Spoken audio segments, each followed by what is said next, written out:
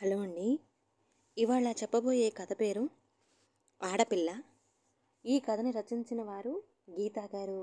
ఇక కథలోకి వెళ్ళిపోతే, పెళ్ళైన కొత్తలో ఎప్పుడూ తన కొంగు పట్టుకు తిరిగిన రాను రాను తన భర్త విశ్వనాథం నిజస్వరూపం ఏమిటో మెల్లమెల్లగా తెలిసొచ్చింది అన్నపూర్ణకు. అత్తమామలకు విశ్వనాథం ఒక్కడే సంతానం. పొలమా గట్రా చూసుకుంటూ అత్తామామలు పల్లెలో ఉంటే, ఉద్యోగం కారణంగా విశ్వనాథం, అన్నపూర్ణలు పట్నంలో ఉండేవాళ్ళు. ఇద్దరూ ఎంతో అన్యోన్యంగా చిలక గోరింకల్లాగా ఉండేవారు. అప్పుడప్పుడు ఏ పండగలకో పబ్బాలకో పెళ్ళిళ్ళకో అత్తామామలు వచ్చి 4 రోజులుండి గడుపుకు వెళ్ళేవాళ్ళు. అన్నపూర్ణకు ఒక పిల్లాడు పుట్టాక ఆస్తులన్నీ అమ్మేసి వాళ్ళు కూడా పట్నానికి వచ్చేశారు. వారికి విశ్వనాథం ఒక్కడే కొడుకు కావటంతో అందరూ కలిసి ఉండేవాళ్ళం. కోటి ఆశలతో అత్తవారింట్లో అడుగుపెట్టిన అన్నపూర్ణకు నిరాశ ఎదురైంది అన్ని విషయాల్లో. తల్లిదండ్రులు వచ్చినప్పటి నుండి విశ్వనాథం వారికే ఎక్కువ ప్రాధాన్యత ఇచ్చేవాడు. అది ఏనాడు కాదనలేదు అన్నపూర్ణ. పైగా అత్తగారిని ఒక్క పని కూడా చెయ్యనీయకుండా అంతా తానే చేస్తుండేది. వారికి టైముకు వండి పెట్టి కావలసినవన్నీ సమకూర్చుతూ కంటికి రెప్పలా చూసుకునేది. చేసి పెట్టినది తింటూ, మనవడితో ఆడుకుంటూ, టీవీ సీరియల్స్ చూస్తూ కులాసాగా కాలం గడిపేస్తుండేవారు వాళ్ళు. పిల్లాడికి 2 ఏళ్ళు నిండుతాయనగా రెండోసారి నెల తప్పిన అన్నపూర్ణ చాలా బలహీనంగా తయారైంది. డాక్టర్లు ఆమెకు బెడ్ రెస్ట్ కావాలన్నారు. బరువు పనులేమీ చెయ్యొద్దని చెప్పారు. అన్నపూర్ణ తల్లి ఆమె చిన్నతనంలోనే చనిపోయింది. తండ్రి కూడా అన్నపూర్ణకు పిల్లవాడు పుట్టిన 6 నెలలకు చనిపోయాడు. అందువలన అన్నపూర్ణ అత్తింట్లోనే ఉండిపోయింది. బెడ్ రెస్ట్ అన్న మాటే కానీ కేవలం బరువు పనులు తప్ప మిగతా పనులన్నీ చెయ్యక తప్పలేదు అన్నపూర్ణకు. అలా కష్టపడుతూనే ముద్దులు మూటకట్టే పాపకు జన్మనిచ్చింది. ఆడపిల్ల పుట్టిందని తెలియగానే మూతి ముడిచింది అత్తగారు. అరే విశ్వం, నీకిక అంతా ఖర్చేరా. బారసాల ఖర్చు, పౌడర్ డబ్బాలు, బొట్టు బిళ్ళలు, రిబ్బన్లు, సమతలాడితే ఖర్చు, పెళ్ళిళ్ళ ఖర్చు, పురుడు ఖర్చు అంటూ పుట్టిన ఆ పసికందును చూస్తూ బుగ్గలు నొక్కుకుంది. తల్లి మాటను ఖండించకుండా వంతపాడాడు విశ్వనాథం కూడా. తమకు ఆడపిల్ల పుట్టినప్పటి నుండి భర్త ప్రవర్తనలో కొట్టొచ్చిన మార్పును గమనిస్తూనే ఉంది అన్నపూర్ణ. పిల్లాడెంత అల్లరి చేసినా ఏమనేవాళ్ళు కాదు అత్తామామ, భర్త.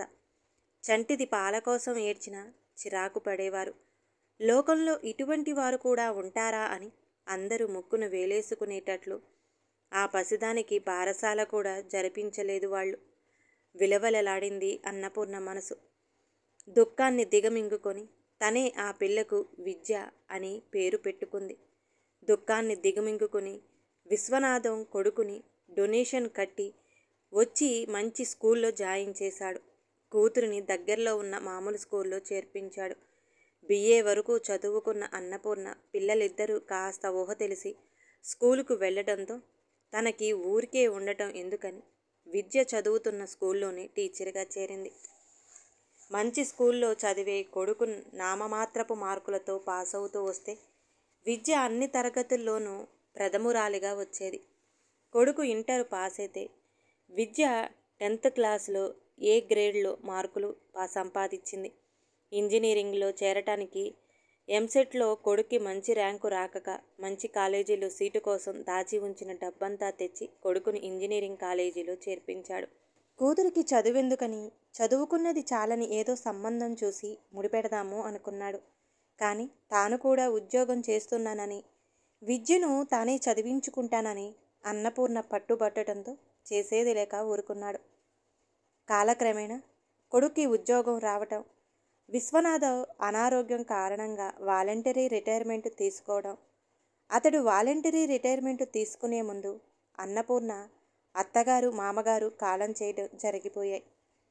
కొడుకు అడిగినదల్లా కొనివ్వడం వలన తల్లి తండ్రి ఇచ్చిన డబ్బుతో సహా అతడు గడించిన డబ్బు, PF తదితర సేవింగ్స్ కూడా కొడుకు చదువుకి, అతడి ఖరీదైన బైకు కోసం, ఉద్యోగం రావాలంటే ముడుపు కోసం ఖర్చు చేశాడు విశ్వనాథం. విద్య పెళ్లి కోసం డబ్బు కాస్త ఉంచమన్నా వినిపించుకోలేదతడు. విద్య పేరుకు తగ్గట్టే అన్నపూర్ణ ఆశలకు తగ్గట్టు స్కాలర్షిప్ పొందుతూ ఇంట్లో ట్యూషన్స్ చెబుతూ చక్కగా చదువుకుంటూ బీటెక్ ఫైనల్ ఇయర్కి వచ్చింది. తర్వాత మరో 2 నెలలకి అనారోగ్యం కారణంగా అన్నపూర్ణ స్కూల్ మానేసింది. ఆ వచ్చే 4 డబ్బులు ఇక వచ్చే నెల నుండి రావని బాధపడింది. అమ్మాయి పెళ్ళిడికి వచ్చింది. చదువు కూడా ఈ సంవత్సరంతో అయిపోతుంది. పెళ్లి సంబంధాలు చూడమంది అన్నపూర్ణ. కొడుకు పెళ్లి చేద్దాం, ఆ కట్నంలో కొంత సొమ్ముతో పెళ్లి చేద్దాం, ఎవరో గంతకు తగ్గ బొంత దొరకబోడా అన్న విశ్వనాథం మాటలకు మాన్పడిపోయింది అన్నపూర్ణ. ఈ రోజుల్లో కట్నం పేరు ఎత్తడం లేదు కానీ లాంఛనాల రూపంలో మొక్కు పిండి మరీ వసూలు చేస్తున్నారు మగపెళ్లివారు. ఇచ్చినట్టే ఇచ్చి అంతా పెళ్లి కూతురికి నగల రూపంలో పెట్టిపోతల రూపంలో లాగేసుకుంటున్నారు పెళ్లి కూతురు తరపు వాళ్ళు. ఏది ఏమైనా ఇరుపక్షాల వారు చాలా తెలివిగా వ్యవహరిస్తున్నారు. ఒకరోజు చెప్పా పెట్టకుండా తనకు నచ్చిన బాగా డబ్బున్న అమ్మాయిని రిజిస్టర్ మ్యారేజ్ చేసుకుని ఇంటికొచ్చాడు కొడుకు. అవాక్కై చూస్తున్న తల్లిదండ్రులతో తామిద్దరము ప్రేమించుకున్నామని, ఆమె కులం వేరైనందున మీరు పెళ్లికి ఒప్పుకోరని ఇలా పెళ్లి చేసుకోవాల్సి వచ్చిందని చెప్పాడు. చేసేది లేక కోడలికి హారతిచ్చి లోపలికి తీసుకెళ్ళమన్నాడు విశ్వనాథం. కొడుకిలా చేశాడని భర్తతో వాపోయిన ఆమెతో, వాడు నా కొడుకే, చక్కని ఉద్యోగం చేస్తున్నాడు, చెల్లి పెళ్లికి సాయం చేస్తాడు అన్నాడు గర్వంగా. ఓ 4 రోజులుండి అన్నపూర్ణ కమ్మగా వండి పెడితే తిని పెళ్ళాంతో సినిమాలు, షికార్లు, షాపింగులకు తిరిగాడు కొడుకు. ఆడపొడుచైన విద్యను మాట వరసకైనా రమ్మని అడగలేదు. పెళ్ళాంకి పొట్టు చీరలు, నగలు కొని చూపించాడు గొప్పగా. చూచి బాగున్నాయంది మౌనంగా అన్నపూర్ణ. చెల్లెలు విద్యకు ఒక చీర కూడా కొందామని ఇంగితం లేని కొడుక్కి తండ్రి పోలికలే వచ్చాయని కుమిలిపోయింది. ఆ రోజు రాత్రి భోజనాలయ్యాక కొడుకుతో విద్య పెళ్లి గురించి ప్రస్తావించింది అన్నపూర్ణ.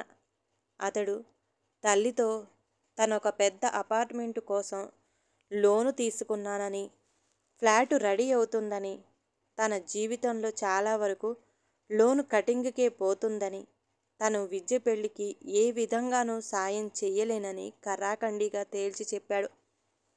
ఆ మర్నాడే ఆఫీసుకు దగ్గర్లో తామిక వేరే కాపురం పెడుతున్నామని, ఇంత చిన్న ఇల్లు తన భార్య ఉండదని చెప్పి తన సామాన్లన్నీ తీసుకుని బజారుకు కూరలకెళ్ళిన తండ్రి వచ్చే వరకు ఆగకుండా, మాట మాత్రం చెప్పకుండా భార్యతో వెళ్ళిపోయాడు.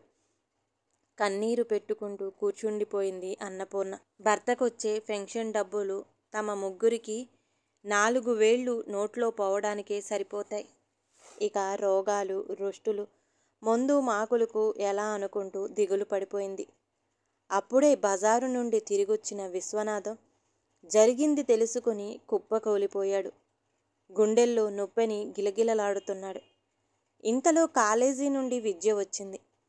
తండ్రిని చూసి గబగబా క్యాబ్ బుక్ చేసి ఫ్రెండ్ దగ్గర డబ్బులు తీసుకుని ఆసుపత్రికి తీసుకెళ్ళింది. డాక్టర్లు చెక్ చేసి మైల్డ్ స్ట్రోక్ అని, కంగారేం పడొద్దని చెప్పారు. కొడుక్కి ఫోన్ చేసి ఆతృతతో జరిగింది చెప్పింది అన్నపూర్ణ. విషయం తెలుసుకుని, ఇప్పుడు బానే ఉన్నారుగా, నాకు కొంచెం ఆఫీసులో అర్జెంటు పనులున్నాయని, నాన్నను డిశ్చార్జ్ చేశాక ఇంటికి వచ్చి చూస్తానని చెప్పాడు. కొడుకంటే అసహ్యం వేసింది అన్నపూర్ణకు.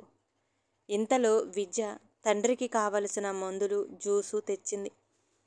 జ్యూస్ను తండ్రి చేత నెమ్మదిగా తాగించింది. తను చిన్నప్పటి నుండి అంత ప్రేమగా చూడకున్న తన గురించి కూతురు పడ్డ కంగారుకు, చేస్తున్న సేవలకి విశ్వనాథం హృదయం ద్రవించింది. కొడుకు ఉద్ధరిస్తాడని కలలు కంటే పట్టించుకోకుండా వదిలేసిపోయాడు. ఇప్పుడు తన ప్రాణం మీదకి వచ్చినా రాలేదు. మొదటిసారి కొడుకు మీద కోపం, అసహ్యం కలిగాయి అతడికి. ఆడపిల్లంటే ఖర్చని చిరాకుపడి అన్ని విషయాల్లో ఆమెకి లోటు చేసిన ఎంత ప్రేమ పంచుతుంది. విద్యను దగ్గరకు రమ్మని సైగ చేసి ఆమె తల నిమురుతూ, నన్ను క్షమించరా బంగారు అని మనస్ఫూర్తిగా అన్నాడు విశ్వనాథం. అయ్యో అదేంటి నాన్నా, నాకు మీ దీవెనలే ఎప్పుడూ కావాలి అంటూ అతడి కాళ్ళు పట్టుకుంది ఆనంద బాష్పాలతో విద్య. తండ్రిలో వచ్చిన మార్పుకి విద్య ఎంతో సంతోషించింది. తండ్రి కూతురిని చూస్తూ అన్నపూర్ణ సజల నయనాలతో ఉండిపోయింది ఆనందంతో. అమ్మా నాన్న, మీకు గుడ్ న్యూస్. ఇందాక కంగారులో చెప్పలేదు. నాకు క్యాంపస్ సెలక్షన్లో ఓ పెద్ద కంపెనీలో జాబ్ వచ్చిందని, starting 7 lakhs package for year అని, అంటే నెలకు దాదాపు 60,000 వస్తుందని, తర్వాత ఇంకా పెరగొచ్చని ఇక ఆనందంగా చెప్పింది. చాలా సంతోషించారు అన్నపూర్ణ, విశ్వనాథం ఇద్దరును. కొంతకాలానికి విద్య పెళ్లి చేసుకుంది. తల్లిదండ్రులను కంటికి రెప్పలా చూసుకుంటుంది. అన్న అప్పుడప్పుడు వచ్చి అలా చూసిపోతుంటాడు. దూరపు బంధువుల్లా తండ్రి కొడుకుల మధ్య పొడి పొడి మాటలే ఉంటాయి. చెల్లి తల్లిదండ్రుల బాధ్యత తీసుకోవడంతో తనకు ఖర్చు బాధ్యత తప్పిందని చాలా సంతోషించాడా కొడుకు. విద్య తన తోటి ఉద్యోగి సహృదయుడైన వికాస్ని పెళ్లి చేసుకునే ముందు తన తల్లిదండ్రులు తమ దగ్గరే ఉంటారని, వాళ్ళని చూసుకునే బాధ్యత తనదేనని చెబితే కాదనలేదు వికాస్. అతనికి తండ్రి లేడు, తల్లి అతని వద్దే ఉంటుంది. చిలకా గోరింకల్లా ఉన్న విద్యా వికాస్లను చూస్తే ముచ్చటేస్తుంది ఎవరికైనా. కొంతకాలానికి విద్య నెల తప్పితే ఎగిరి గంతేసిన వికాస్తో, నీకు ఆడపిల్ల కావాలా మగపిల్లాడు కావాలా అని అడిగింది అతడి తల్లి. నాకు మగపిల్లాడు కావాలన్నాడు గర్వంగా వికాస్. వద్దు బాబు, బంగారం లాంటి ఆడపిల్లే కావాలి. ఆడపిల్లలే నయం బాబు. మగైనా ఆడైనా ఇద్దరినీ సమానంగా పెంచాలి తల్లిదండ్రులు. బాబు, మనం ఆడపిల్ల అనుకుంటాం కానీ అందరి మనసులలో వెలిగే చిరుదివ్వ ఆడపిల్ల, ప్రేమను పంచే మమతానురాగాల బంగారు తల్లి ఆడపిల్ల అని అల్లుడితో అంటూ కళ్ళు తుడుచుకున్నాడు విశ్వనాథం. ఇప్పుడు ఎక్కడికి వెళ్ళినా ఎవరితోనైనా ఈ రోజుల్లో ఆడపిల్లే నయం, బంగారు తల్లులు అని చెబుతుంటాడా తండ్రి. వివక్షతను చూపించిన అంతులేని ప్రేమను పంచేదే ఆడపిల్ల. లోకంలో కొడుకులందరూ విశ్వనాథం కొడుకుల్లా ఉండకపోయినా దాదాపు ఆడపిల్లలందరూ తల్లిదండ్రులకు జీవితాంతం ప్రేమను పంచే బంగారు తల్లులే. ఈ కథ కనుక నచ్చితే ప్లీజ్ అండి లైక్ చేయండి. అలాగే ఛానల్ని సబ్స్క్రైబ్ చేసుకోవటం మాత్రం మర్చిపోమాకండి. మీ విలువైన అభిప్రాయాన్ని కామెంట్ బాక్స్లో కామెంట్ చేయండి. అందరికీ ధన్యవాదాలండి.